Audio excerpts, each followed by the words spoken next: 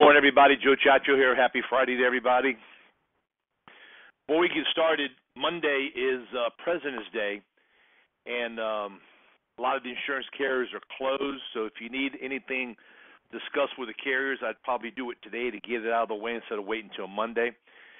Secondly, it's a very good day for you to go out and at least knock on some doors and make some phone calls because a lot of people are off who observe President's Day. We're still going to have the call on Monday, go over some general stuff. So Monday be a great day for you guys to get out and work. If people don't want to talk to you, at least you'll be able to speak to people who you're unable to get a hold of, at least make an appointment to see when you can go back to at least touch bases. So Monday. Okay, let's talk about how to dig and probe into finding out about a client's health. Coincidentally, after the call, I had a conversation with one of the agents that was on the call yesterday, and it led into how he had an issue when he was with a client. After talking, discussing, and all that stuff there, he actually ended up saying, Joe, I went too fast. I didn't dig properly.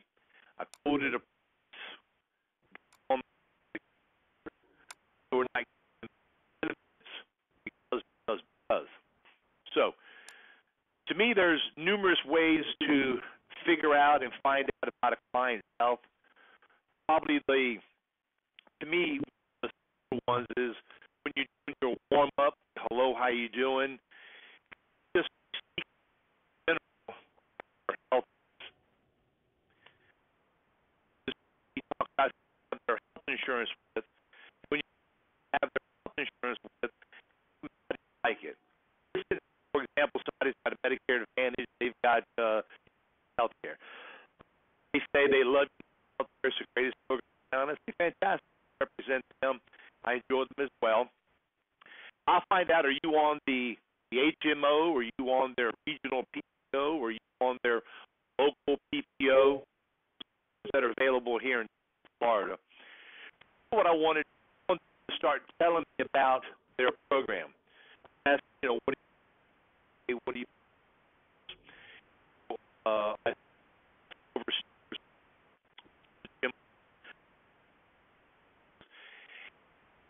I want to visit with them and ask them, what do you pay for a copay to your doctor?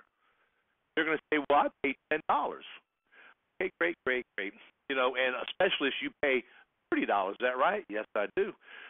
You go to the specialist often? Joe, I've never been to a specialist before. I said, really? So you haven't had no heart attacks, no stroke, no cancer? No, there's really nothing wrong with me. I said, of the medications do you take, do you use their generic formulary to where you save money?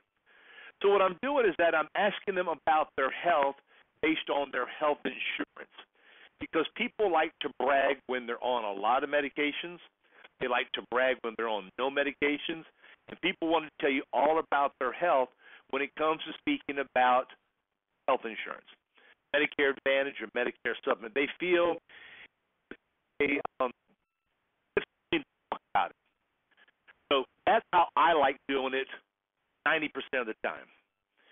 Or you can pull out an actual application and say, let me ask you some health questions. And what I've tend to find out over the years of doing this here, what people do is they have what we call as amnesia. Because what ends up happening, let's sit and say, you're in the house, or it wasn't the right timing to find out that old Larry was in there about 2 months ago, and Larry was unable to get this client approved with the carrier benefits. It's a guaranteed issue. The client's going to do is, well, if I tell Joe the truth like I told Larry, what's going to end up happening, I'm not going to get a good plan.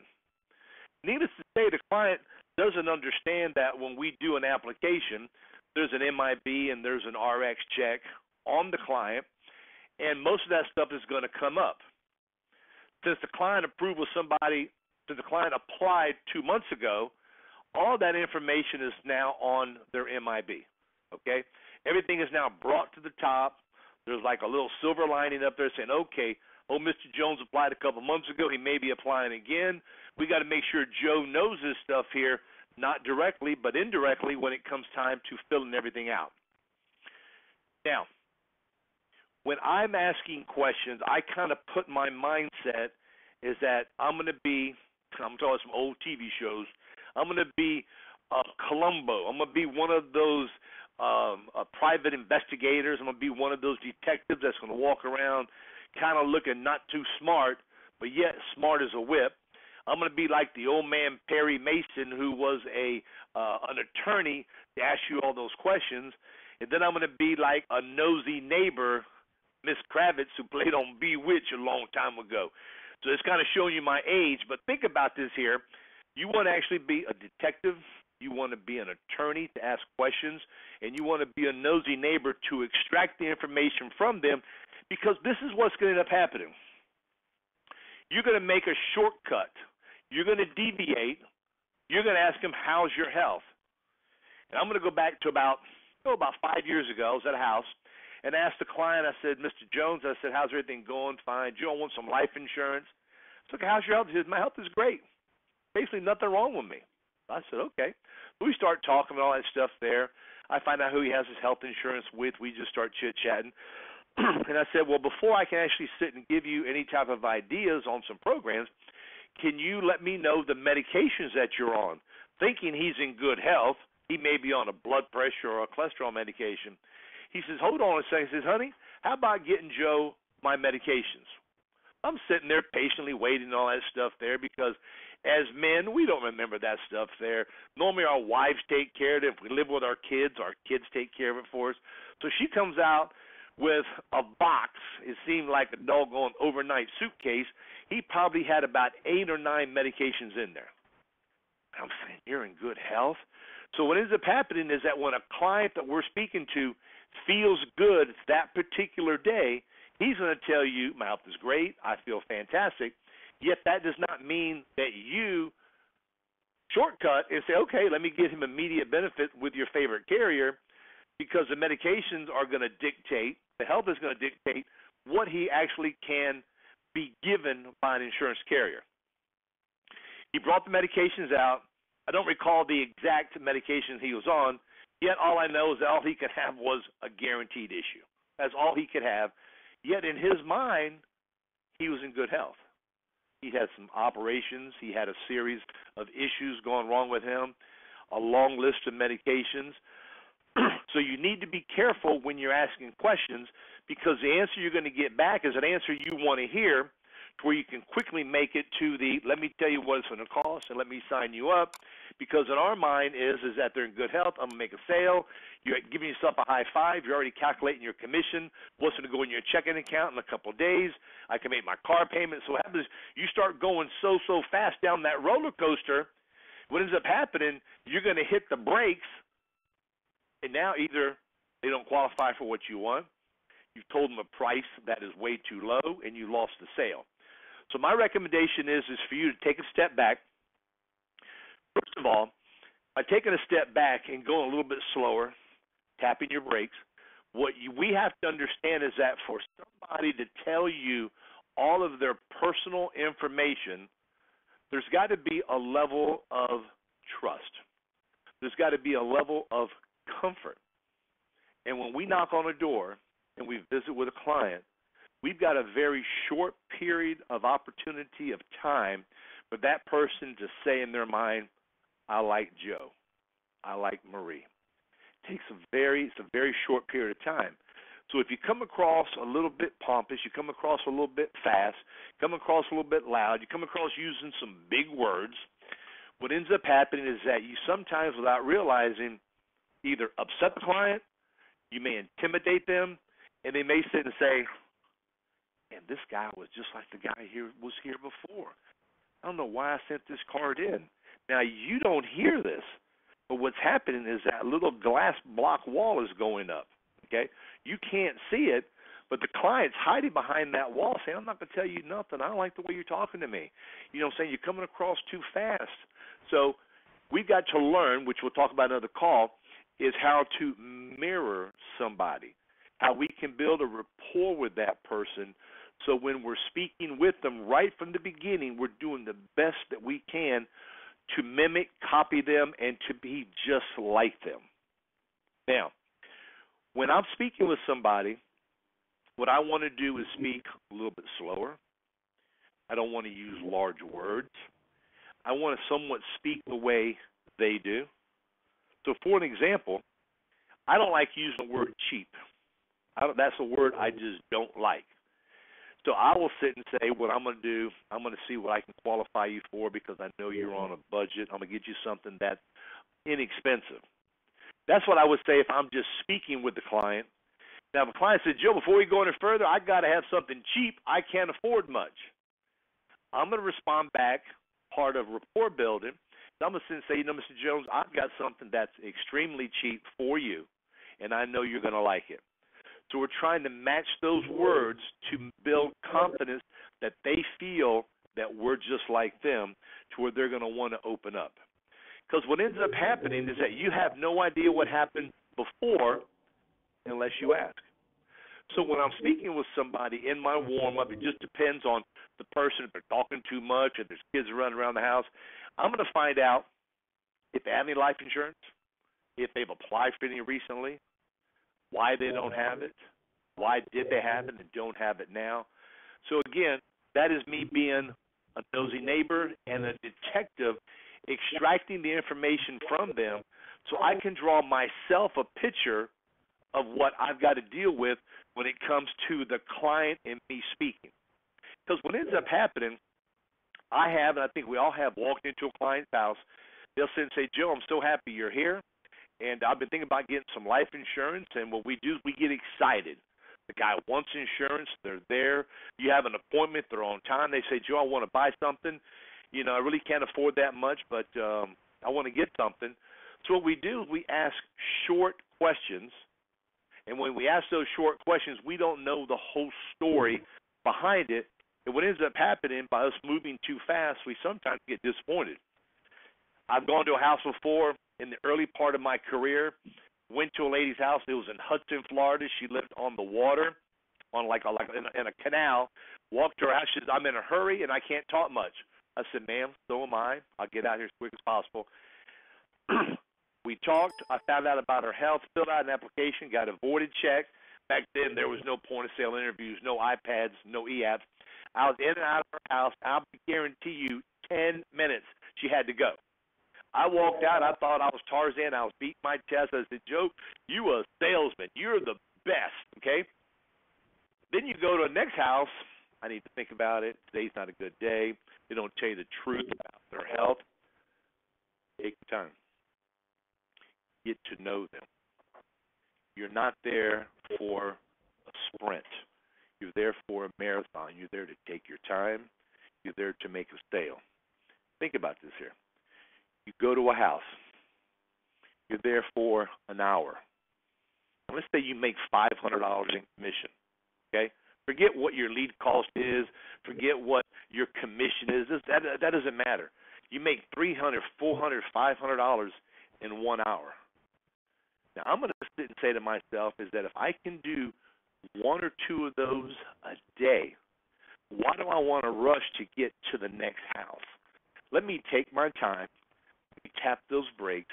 Let me kind of feel this client out to where they like me, they trust me, they have confidence in me, the way I'm speaking with them, not to them or not at them. I'm asking them open-ended questions about their health. I'm talking about their health insurance. I'm doing all the things that are proper to extract information from them. When you have all that information out, you kind of have an idea of where they're going. Then I like to actually bring out the application. I already know where they're going to go. I'm about 99% sure I'm going to put them with this company. They're going to qualify for this type of program. So I'm going to say what I need to do now, and now I need to see if you qualify. Because right now it doesn't really matter how much you want to buy it, and I know you really want to buy because we've been talking about it. I am a field underwriter. I got to make sure that you can answer these questions properly to where we can submit an application to the carrier or do a phone interview to get you approved. I like to hand the actual applicant that I'm speaking with an application. They have an application. I've got an application. Okay? I sometimes say, listen, what we're going to do is I'm going to go down these list of questions here. Here's my pen. Do me a favor and just answer yes or no to all the questions. I want them to feel they're participating in this event with me. I want them to feel that they are taking an opportunity to get coverage on their own. You already know if they had a heart attack in the last 2 years. You already know if they had cancer in the last 2 years. Now, you may not have asked if they were hepatitis. You may not have asked if they have kidney disease. So when you're going down these questions, what you've got to do is that when you're going through question like, let's say question number 4 has to do with kidney disease or insulin or hepatitis, and when you see them kind of hesitate and they're not giving you a no like before, you need to be kind of smart and say, hey, this pattern just changed. The way she was answering before just changed. So now that doesn't mean, okay, it's a no. Okay, it took you 30 minutes to make that decision. So now you need to be a smart agent, because when you run an application, it's probably going to pop up on their MIB or pop up on their RX. So I would sit and say, let me repeat the question to you. And what I'm going to do, I'm going to say, have hepatitis, any type of liver problems? No? Okay. What about COPD? What about kidney problems? So now that question there, you're going to take a step back and you're going to break it down to each individual calls that's on that question, to where they're going to sit and give you a no, or maybe a yes. The secret is not to go fast. 90% of the time, we represent many carriers. We don't represent just one carrier. When you represent just one carrier, it kind of restricts you, for the mere fact is that you cannot offer a client COPD with certain carriers immediate benefits. We have that. TIA, neuropathy, insulin, we've got carriers that will give your clients immediate benefits. So what you've got to do is, first of all, you got to have the confidence to go into a house and speak clearly. You have to know about your products. You got to know about your applications, and you need to practice. An agent told me a couple of days ago, he said, Joe, how much should I practice? I said, well, I think you should practice every day. I think you should look at the application until you get to know it on a regular basis. I think you need to practice on how you ask questions. I think what you need to practice more on is how to listen. So many agents will go into a home and all they want to do is talk. All they want to do is hear the answer, yet they're not listening to it to where you can make an educated decision on what carrier works for your client. A lot of agents are driven by commission. Okay, we all like commission. I'm driven by putting a client in a program that I'm going to get paid. Okay, if I can make a nickel less or a dime less with this carrier and I can get him approved the first go round, why do I want to try to put him with another carrier where I make a little bit more commission and get him declined? Actually, I think it's going to put like a couple little scars on you, because the client's going to sit and say, damn, Joe, you don't even know what you're doing. You got me declined, or you got me a graded program. So, for example, you go with a carrier that has COPD and emphysema, and they are automatically a graded program. You're going to have to sit and say on the phone call, your premium went from 50 to 62.